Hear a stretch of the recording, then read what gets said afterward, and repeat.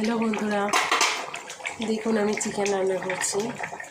মোটামুটি প্রায় হয়ে এসছে।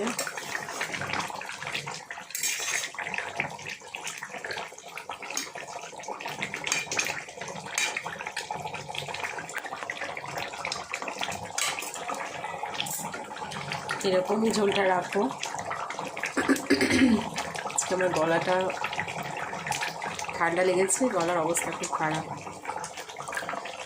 কালারটা কেমন এসছে ফোনেতে ঠিক বুঝতে পারছি না, কিন্তু কালারটা ভালোই এসছে। কেমন এসছে কালারটা ঠিকঠাক ফোনে বোঝা যাচ্ছে না, তোমরাই বলো।